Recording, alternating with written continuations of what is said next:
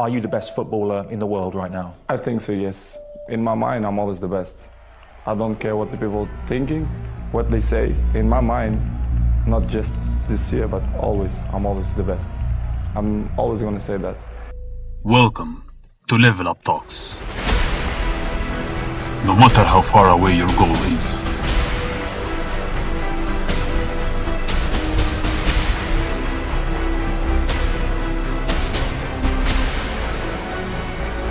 disappointment and frustration are binding you, there is always hope. There is always the one who cares, the one you love. There is always a way to level up. So we're going to talk about how we're going to start a podcast.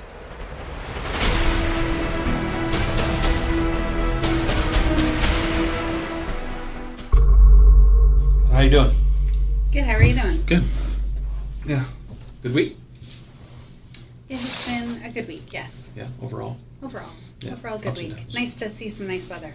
Oh, Right? yes. Yeah. Like, finally, I think that people feel like summer's finally coming, at least. Yeah. Well, I Yeah. sent out a newsletter the other day, and Why am I not on your email list? I can add you. Mhm. And I just said, I mean, I didn't say very much, but it was just, spring's arrived just in time for summer. Yeah, but it's exactly, true, right? yeah. Like, I always expect spring to be a little bit nicer Yeah. than it is. Yeah. It's amazing how it affects people's moods so much. Oh, huge. Yeah. I mean, big deal for me. Yeah. It Yeah. makes you wonder if any studies have been done on any of the sunny states. You know, obviously not really here, My but... assumption would be for sure, and I'm sure there's been on the flip side them done here just as a Or I wonder if maybe contrast. just because we have the contrast between the crappy days and the good days, if we appreciate the good days more because we have the crappy days. But I wonder if you were like in Florida. I think or I would give up Miami the crappy and days. Yeah. Yeah. I mean, do you contrast think- is great for convincing ourselves. Yeah. But I think of it as sunny. Like if you're in like Puerto Vallarta or something. Well, I guess they have a rainy season too. Yeah. Well, So, listen, I yeah. mean, too sunny and too hot isn't great either. No. Right? Well, Yeah. at least for me, some people, Yeah. they would No, love it. true. But for me, I kind of want that 20 to 23 degrees, Hmm. little to no humidity, a nice breeze, Yeah. sun's out, the clouds come in and the sun ducks away for 5 minutes. It's kind of nice reprieve. Hmm. That's my perfect summer day. Okay. I think you're not alone. I think most people feel the same way. Yeah. What do you got going on right now? Anything? No, just working. Yeah. Yeah. Busy. Yeah. It's good though. I wanted to talk maybe about stress today. Oh, interesting. Are you feeling stressed? No, not really. I mean, always. I mean, I don't know how to Not really, answer but that. always. Yeah, I mean, I'm kind of a. I think there's different levels of stress for I sure. agree. But yeah, so I wanted to talk about that, and I wanted to kind of talk about if you miss being a kid. Ah, that's a good topic, Brad. Yeah.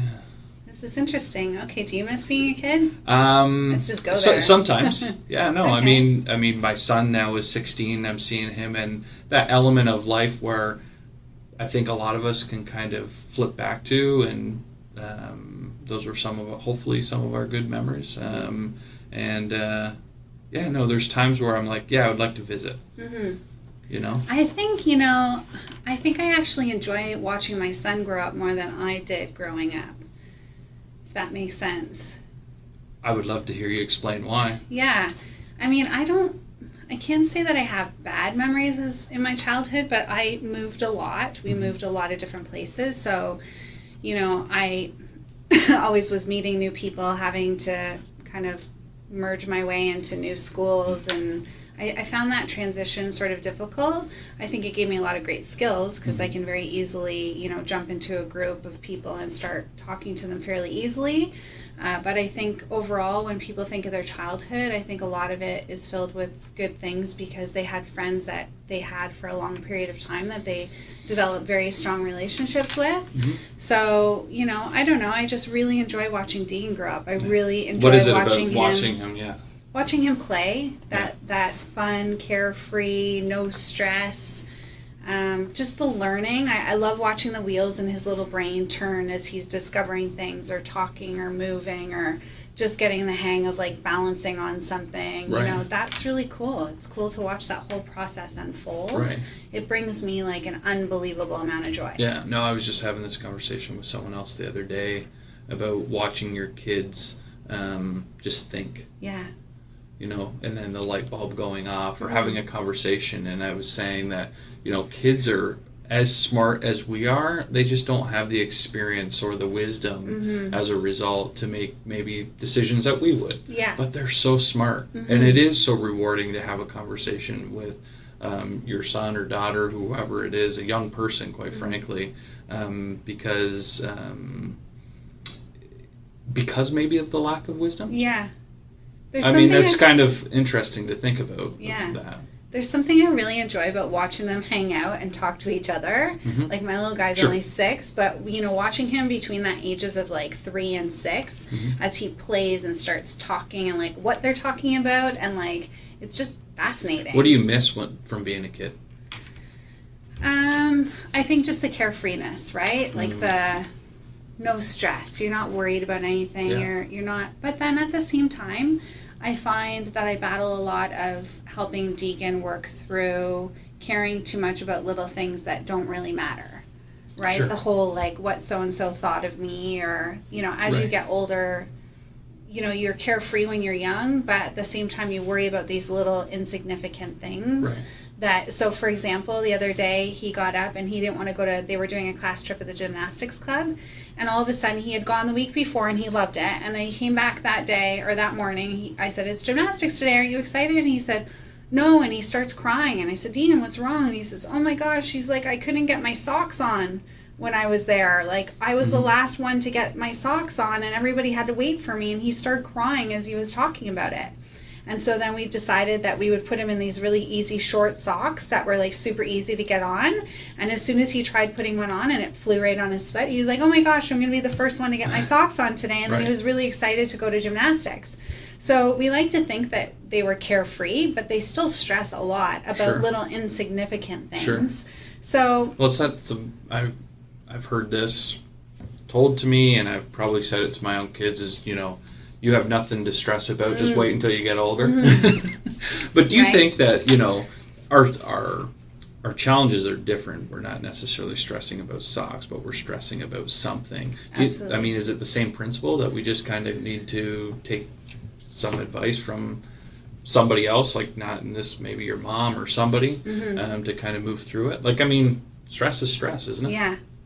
Well, there's lots of studies out there that stress can be a good thing, that it Sure. can keep you motivated, it can keep you Hey, listen, driving if there's forward. a tiger behind you chasing Yeah. you and you're stressed, it's probably not a bad Yeah. thing. I mean, probably would rather not have the tiger behind you, but you better move your ass, right? Yeah, exactly. Yeah. No, the fear and the stress is definitely important. It's just interesting to think that until this very second, I was thinking that childhood was very stress-free, but in reality, they just have different stresses. Sure. But I also think that they live in the moment a lot more Yeah. than adults do. I think there's a sense of pretend, you know, where that's in that age range, like, you know, 5, 6, 7, 8, maybe not so much 8 anymore, but 5, 6, 7 for sure.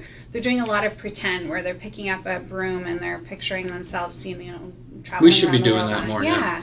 Right? Like the more pretend, living imagination we kind of give up on as we get a little bit older, because we're too worried about what our friends are going to think of us. Like Right. we're going to look silly. So that kind of stuff I miss. Right. Because right. I remember, like, you know, making mud pies and eating them, Oh, and yeah. like all For of sure. that sort of make believe stuff was there's really definitely fun. I think, a different. How do I want to say this? I wonder if the stress is stress, or there's stress when you're younger. Is it? I don't want to say less stressful. That doesn't make sense. But as a result of maybe not knowing the consequences, or because the consequences aren't as significant, you know, like, I mean, I think a lot of times as an adult you stress because you're thinking about what could happen if, Absolutely. rather than, Okay, this is great. I'm glad that you pivoted to this direction, because I know that the biggest form of stress that we have is typically stressing about our past or stressing about our future. And so if you look at the past, you can't change it. So there's really no point in stressing about it at all. You need to just look at the past, say, what did I learn from these events, and pick yourself up and move on. Agree. And then stressing about the future, I don't know what the stats are, but I've heard over and over that like 99% of the time, the things that you're stressing about actually never come true. They never come to fruition. So here you are being in fear factor mode, worrying about the worst case scenario that doesn't actually happen. So I think a lot of the stress could be relieved if we just let go of the past and let go of the future and live more in the present. Right. I agree. Yeah. For sure. Yeah. Yeah, I had a moment the other day where it was like I was dealing with stress and, you know, the what ifs and how I'm going to do this and that. And it's like, you know what, Brad? Regardless of what happens, it's going to be okay. You're going to be fine. You're good enough. You're smart enough. And God damn it, people like you. You know, like Simon, the whole thing. And oftentimes I think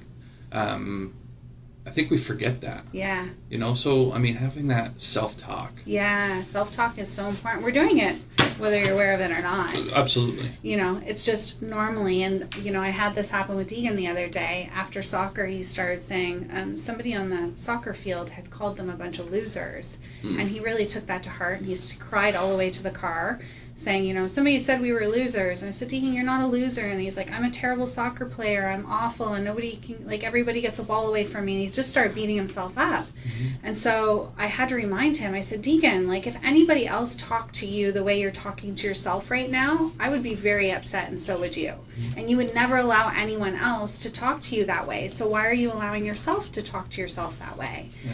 And so, you know, he kind of like that resonated with him, and then he stopped doing it. But it's important that, you know, we're not we beat ourselves up way too much. We have all this dialogue in our head that we're not good enough. And so you have to be constantly working on it.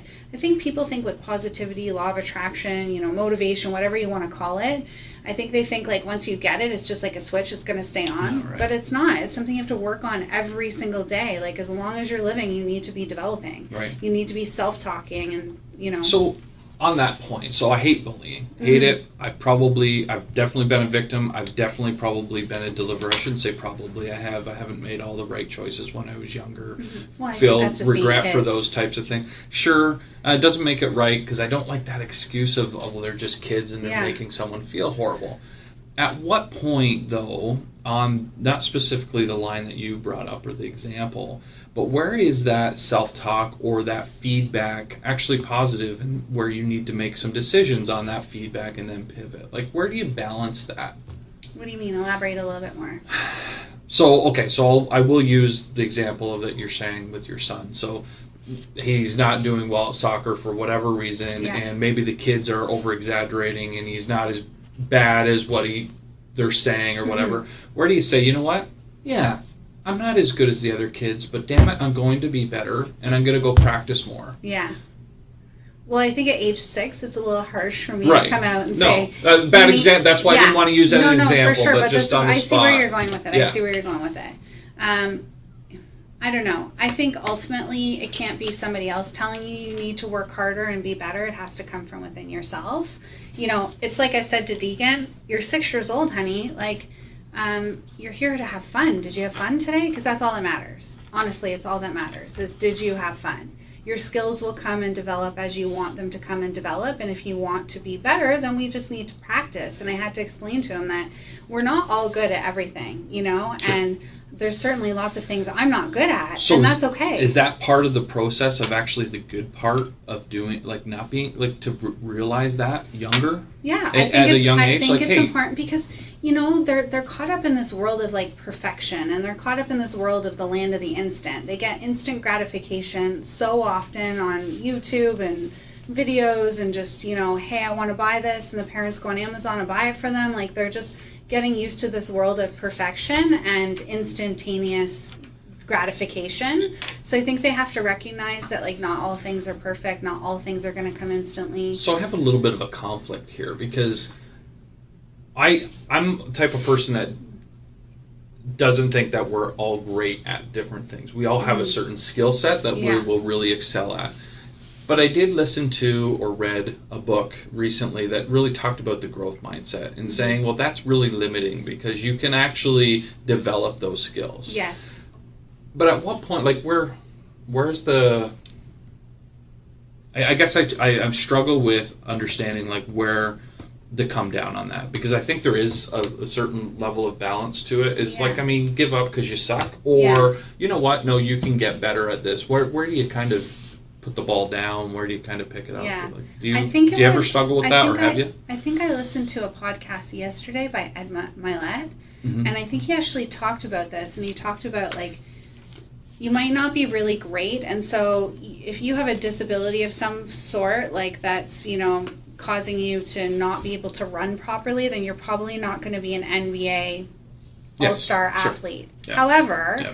it doesn't mean that you couldn't, work and develop your skills and then get to know some of the NBA athletes and work your way into that community where you would know them, you would hang out with them, you'd be sitting on the side of the basketball lines, Yeah. and you could be, in some essence, getting some gratification out of this sport that you love, Yeah. even if you're not going to be an NBA athlete. You could be kind of the next best thing to it. That wasn't the example he used, but No, but I you get totally the point, understand. The So I point, yeah. think to just say I'm not good at it and throw in the towel is not good enough. I Right. think if you enjoy it, it's all about alignment. I keep going back to it. It's all about follow your bliss, stay aligned. If you like it and you're enjoying it, keep going with it. If you want your skills to be better, then go find training, find a way to get better.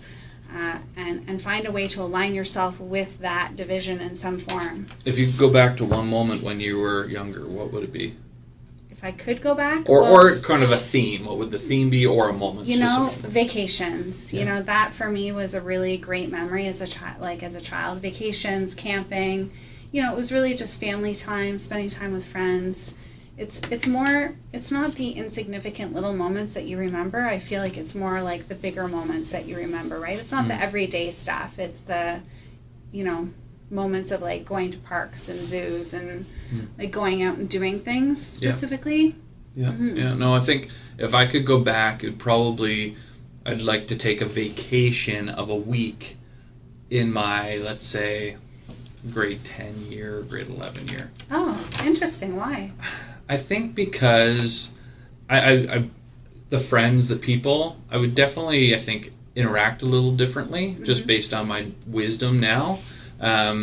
But there's a lot of people that are gone from my life now from that time that were still alive, so I would definitely interact with those people. I was very fortunate growing up with the family that I grew up with, so I probably spend more time with my sister. I like just hanging out and maybe being nicer or whatever. Yeah. And then I looked up to my dad a lot, still do. So I'd want to spend more time with him in those times. Like we had a lot of fun times on the road playing hockey. Yeah, like all that kind of stuff. Yeah. My nan, all those, It's funny how it's moments, it's not things. Yeah, totally. Right? Totally. Like if you look back at your childhood, it's the moments that you remember. It's not that you got a new bike. Listen, we had a tremendous weekend this past weekend for the moment that we had a few of our family members sitting around just sharing stories. Yes. So I started a little bit of a thing I said I wanted to hear about. And I said, tell me a story from your childhood. Okay. So we had my dad sharing a story, my aunt that shared a story. These people that are a little bit older. So, and my mom, and then a couple cousins, and it was just really interesting insight to hear some of these stories, some of which I hadn't heard before. My mom used to take her car, her friend's car, and they drive to Coburg. Wow. Okay. Yeah, Interesting. in grade 8. Oh boy. Yeah.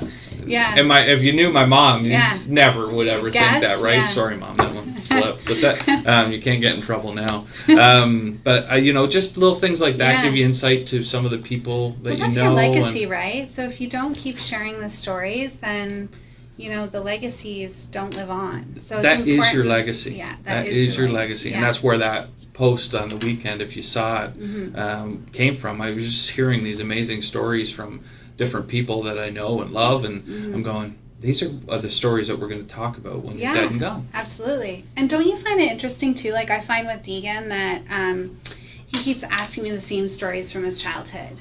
So like I've told him little stories about things that we did. We used to our Filipino nanny had said for like the first few months when he was born, we're going to hang him from the ceiling. And I'm like, I don't know what you're talking about. And then she finally Googled and found a picture. So what she created was she took a sheet and she made a hammock.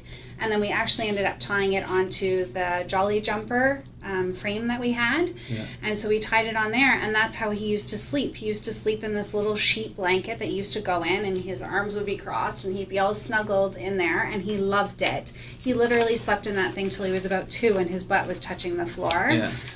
But it's just little stories like that, and he'll come to me and say, tell me the story again about how I used to sleep in the swing. Yeah. You know, and the stories are like so implanted in us and ingrained in us from such a young age. Yeah. It's so important to, it's almost They like it's strengthen the forming memory their, too, yeah, I think. definitely. Like there's certain stories that I've heard, and it just strengthens that memory. Yeah, definitely. For sure. Do you have a story from your childhood? Good, bad, otherwise? Danger, struggle? Off the top of my head, well, I mean, there's lots of little stories, I suppose. You know, there's little stories, of course, of my brother and sister and how they, you know, those little rocking.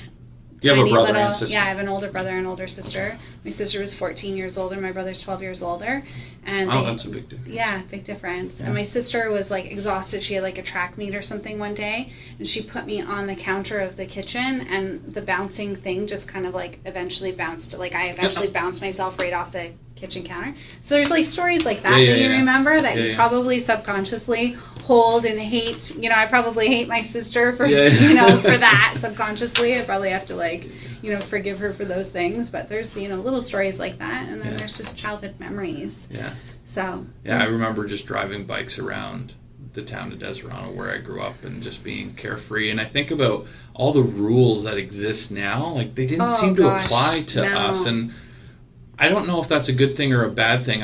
I tend to lean towards it's not great because some of the best memories that I have that informed and made me who I am is just that I was gone and carefree and riding a bike down the road and coming back at 7 at night and not having checked in for a few your hours mom yelling or whatever. out the door, Brad, time for dinner. Well, maybe that's the case too. Is that you were still within ear reach or earshot. Sometimes, but not always. No. Sometimes I'm sure they were yelling for quite a while before we used to go home. camping as like in grade 7 overnight. Yeah. Grade 7. Mm-hmm. Like I can't fathom having let my son go camping overnight. Yeah. Like I just can't. Yeah, we went to Gold Lake. And I don't know if Grade that would have 7, been Gold right. Lake. We went camping for 3 days. You with the went school. with parents though. No, class trip. I went alone. Okay, well that's crazy. That is absolutely crazy. We went alone. That's crazy. And we used to get a tent. We'd get crazy. a fire. That's legit crazy. That's legit crazy. That's legit right? crazy. Yeah, for sure. But you know, you wouldn't probably worry back in those days. Like, you know, I remember Kevin tells all sorts of stories about how him and his friends used to ride their bikes and go off like miles away from their house. Maybe 7, grade 8, 6, 9, I think 10. we drove from Desirano to Napanee. Yeah. Like on my bike. Crazy. Which, if you think of those kids now, you're going, they're just babies. I have my niece is going into grade 6, and I'm going. I know. And I'm thinking back because I don't look at her the way I looked out my eyes, which I think is an interesting thing. I remember grade 8, grade 7, grade 8. Yeah, grade 8 probably. My parents dropping me off at like the Cataraqui Town Center for the day. Yeah. Like drop me off at noon, come get me at like 9, 10 o'clock. And like we would hop on a bus, we'd go all the way downtown, we wander around downtown, come back, go to Celebrity Sports World. Like it was just, different era, like altogether. It is a different era, but I mean, I'm not, again, not to belabor this point, but just like I'm not so sure it's a great thing that we think that it's more dangerous out there. I don't know if it is. I think it is up here. Yeah. Well, I think social media, you know, and media as a whole. Media as a whole. We're more connected. News, TV, everything. Yeah. Has planted a lot of doubt and bad pictures in our mind that we think that we can protect our kids from, and you can't protect them from it even though you think you can. Yeah, and it's one of the reasons why I actually don't watch news. I haven't watched news in many, many years. I forbid anybody in my household to watch it. Yeah. Kevin doesn't watch it either, and it's just because the news, what sells is death and destruction, right? And so it's all negative all of the time, and that's not the case. If you want to see positive news, there's tons and tons of positive news in this world. Sure. It's just what you're sourcing out, and unfortunately death and destruction sells more than the positive news that's out there. What's the one thing that you wish for Deegan, and like what are the 1 or 2 principles that you kind of continuously reinforce or try to, Yeah. whether he's receptive to So it or every not. night before he goes to bed, the last thing he hears before he closes his eyes is, "You can have, be, or do anything you want. You're destined for greatness."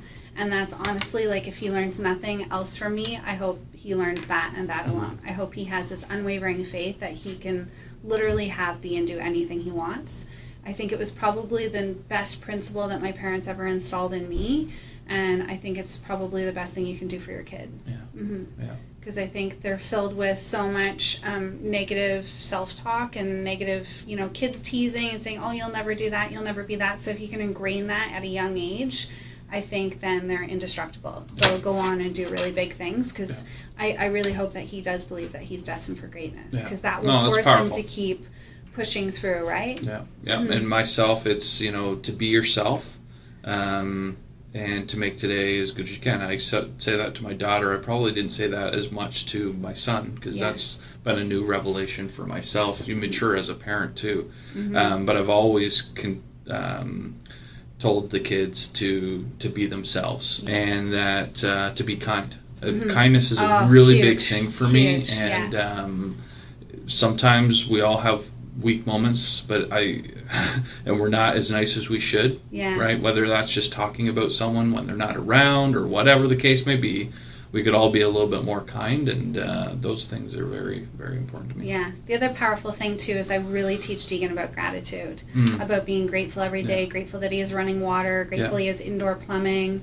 I show him a lot of pictures of like third world countries. We've traveled a lot, so he's seen a lot of that. One of the best things I probably ever did for him was, I don't know if you ever saw the video on my Facebook, but we took him to Puerto Vallarta, and before we went, I had asked him to put some toys together, because there's kids that walk up and down on this beach in Bucerias. They're really young, and they're selling little trinkets, and a lot of the times, not all the times, but a lot of the times their families like live out in the mountains where they have like nothing. They're living in little dirt shacks with no hydro, no running water. And so they come in, and the kids often aren't even going to school because it's too important for the family to make money to just even eat to survive. And so these kids are selling stuff. So I'd been to Puerto Vallarta, I'd been on this beach, I knew those kids were there. So I was telling Deegan, there's kids, they don't have anything, you have everything. So I want you to put together a bag full of stuff for them, like toys that you're not using, whatever. So he really struggled with this for like a good solid month before we went. He'd put stuff in the bag, he'd take stuff out of the bag, he just couldn't decide what he wanted to give. So the night came, we finally go, we get these kids, we've got about 6 of them at our table. I always buy them food and give them some money too. And I said, "Here you go, Deegan, I want you to give your toys away." So he opens up the bag, and they get so excited. Oh my God, I have it all in video too.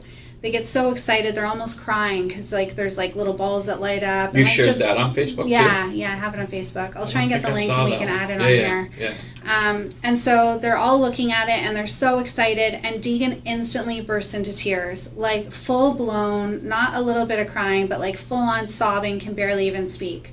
And at that moment, I was like, oh my God, he regrets giving his toys.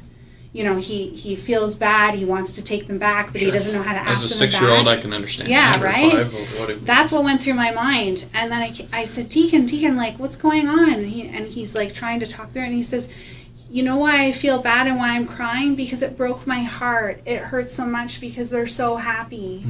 And like he was experiencing so much joy giving away his toys, the crap that he didn't even want. Most of it was McDonald's toys. Sure. And he was seeing them loving it and so joyful over it that his heart actually hurt. And he didn't know what to do with that feeling because he'd never felt that emotion. That was single-handedly one of the most powerful things I could have ever taught him or done for him.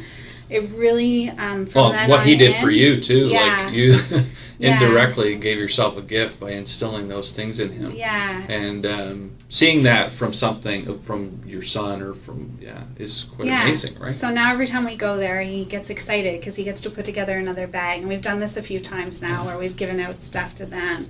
And it's a reminder to him, I'm always saying, like, remember, there's lots of kids in this world that don't have anything because, we're lucky and so blessed to be able to give him so much. And I love that. But at the same time, I don't want him to be a little, a-hole. I want him to be humble and I want him to appreciate what he actually has, right? Yeah. So, there's really a lesson powerful. from Deegan, right? Give until your heart hurts. Yeah, give until your heart hurts. Yeah, it's remarkable.